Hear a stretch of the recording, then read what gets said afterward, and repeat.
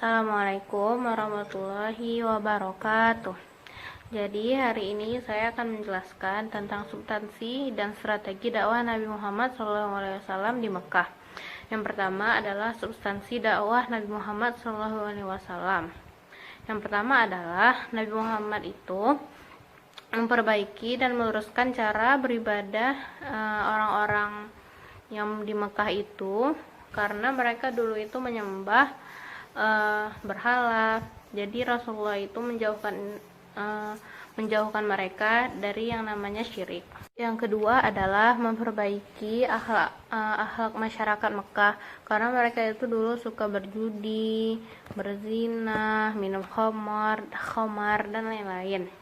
Yang ketiga adalah Rasulullah Shallallahu Alaihi Wasallam itu dia itu ingin menegakkan persamaan hak dan derajat setiap manusia. Yang keempat adalah mengubah kebiasaan bertaklid kepada nenek moyang dan meluruskan segala adat istiadat, kepercayaan dan upacara-upacara keagamaan. Yang kedua adalah strategi dakwah Nabi Muhammad Shallallahu Alaihi Wasallam. Ya, jadi yang pertama itu adalah Rasulullah itu berdakwah secara diam-diam. Awal mulanya itu Rasulullah berdakwah itu ketika turunnya surah Al-Mudatsir ayat 1-7, yang dimana menunjukkan sebagai pengangkat beliau menjadi seorang Rasul. Nabi Muhammad mulai dakwah secara diam-diam itu pertamanya kepada keluarga dan karib kerabatnya. Kenapa Rasulullah memulai kepada keluarga-keluarganya dulu? Karena orang-orang Quraisy itu dia sangat menentang ajaran-ajaran Nabi Muhammad SAW. Makanya Rasulullah memulainya dari keluarganya dulu. Orang pertama yang masuk Islam itu adalah dari rumah tangganya sendiri, yaitu Khadijah binti Khuwailid, ya, istrinya. Kemudian Ali bin Abi Thalib dan Zaid bin Haritsah. Zaid bin Haritsah adalah anak angkatnya Rasulullah SAW. Selanjutnya disusul oleh Abu Bakar As-Siddiq, kemudian Ummu Aiman yang merupakan pengasuh beliau waktu beliau masih kecil.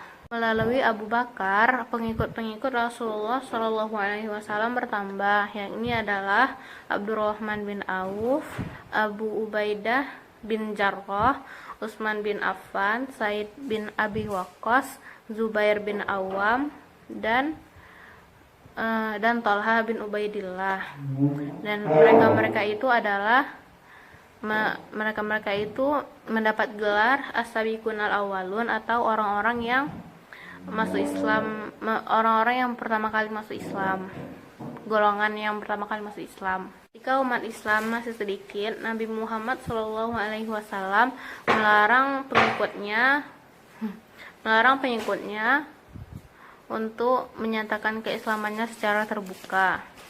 Tapi meskipun demikian, Abu Bakar tetap berdakwah untuk membuat masyarakat Mekah itu memeluk Islam.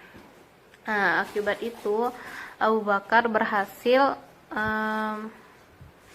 mendakwahi beberapa orang, termasuk adiknya Abu Bakar, Fatimah, yaitu kedua anaknya juga, Asma dan Aisyah. Dakwah secara sembunyi-sembunyi ini berlangsung selama kurang lebih 3 tahun. Sekian dari saya. Assalamualaikum warahmatullahi wabarakatuh. Assalamualaikum warahmatullahi wabarakatuh. Yang kedua adalah dakwah Nabi secara terang-terangan atau terbuka.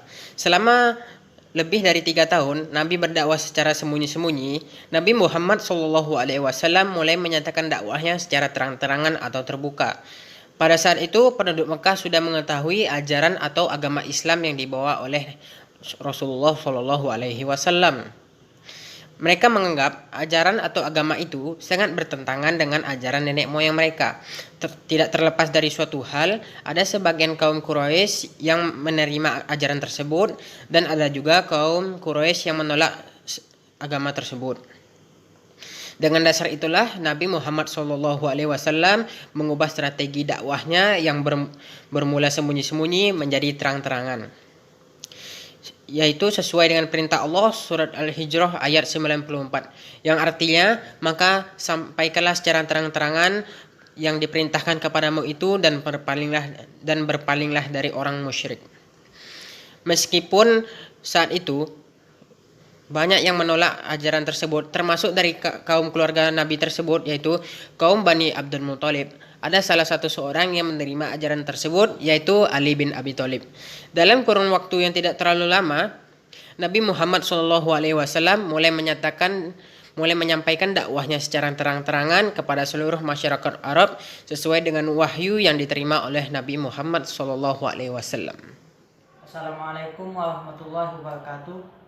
Baiklah, pada malam hari ini saya akan menyampaikan tentang sejarah dakwah Nabi Muhammad SAW secara terang-terangan.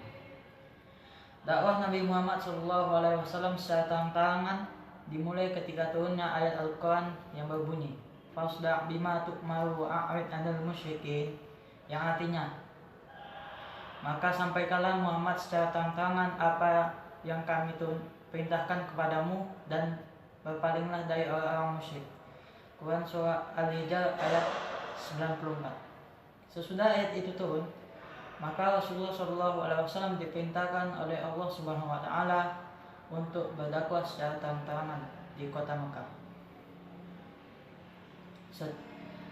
Langsung Rasulullah SAW berdakwah ke segala lapisan masyarakat, baik yang tua maupun yang muda, baik yang bangsawan maupun hamba sahaya. Contoh orang yang masuk Islam ketika saat itu yaitu Abu Dzar Al-Ghifari dari Bani Al-Ghifar.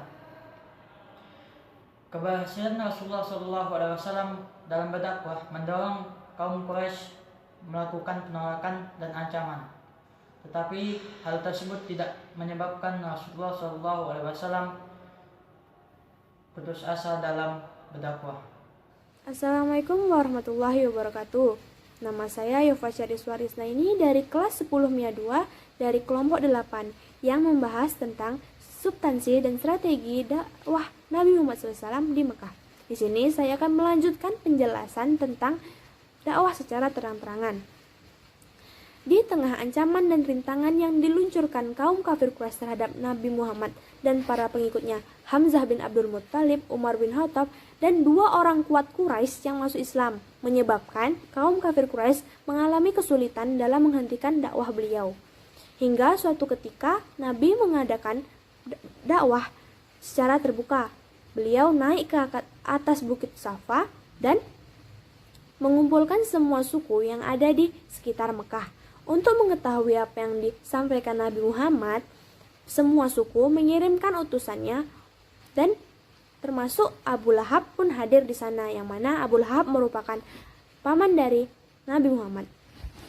Kemudian Nabi pun berkata, "Jika saya katakan kepada kamu bahwa di sebelah bukit ada pasukan kuda yang akan menyerangmu, apakah kalian percaya?" Mereka pun menjawab, "Kami semua percaya, kami tidak ragu akan kebenaran perkataanmu, karena kamu orang yang jujur dan kamu tidak pernah mendapati kamu berdusta." Nabi Muhammad pun kembali berseru, "Saya peringatkan kamu akan siksa di hari kiamat.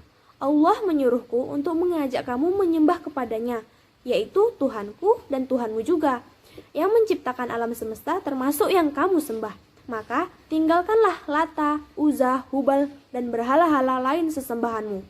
Mendengar seruan tersebut, Abu Lahab marah dan mencaci maki seraya berkata, "Hari ini kamu celaka, apakah hanya untuk ini kamu mengumpulkan kami?"